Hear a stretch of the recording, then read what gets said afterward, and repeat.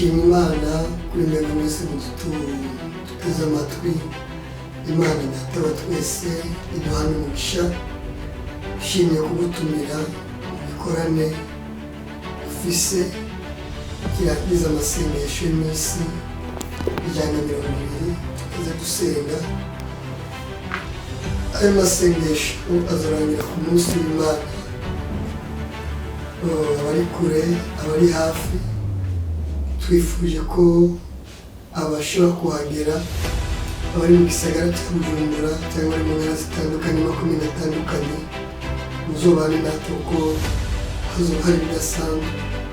Tuzosengera abarwayi bazokira, hari icyo Imana yavuganye natwe, mesaje cyangwa ubuhanuzi tuzotanga ku bazoba bahageze, abazoba bari ku mbuga ngurukanabumenyi, abari kuri Facebook, abari kuri TikTok cyangwa abari kuri YouTube yacu yitwa Senga TV. Muze mubane natwe kandi azi neza ko tuzogira umugisha. Imana ibahezagire kandi Imana ibagire neza. Ejo ku gatandatu tuzatangura mu gitondo isaha 3:08 aho tuzaturi ku karago. Hanyuma ku munsi w'Imana iteraniro rya mbere rizotangura isaha 2:30 saa 6:30 ku mugoroba.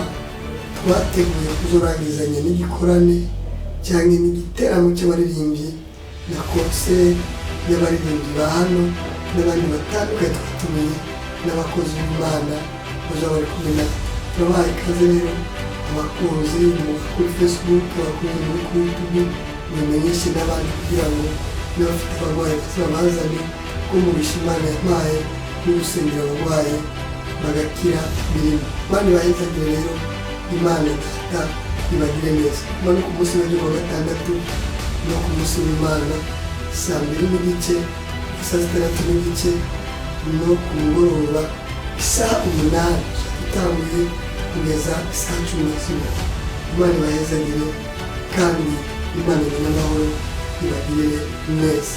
Nibagiye kumenyesha ko na Radio Senga akazi kuva isaha 3 kugeza isaha 6:30 imbere izobe ikisamira iko kuri itanga ubutumwa cyane iteraniro ryose izore rikora kuri Radio Senga akazi haba ubutumwa bwiza, haba amasengesho, haba indirimbo.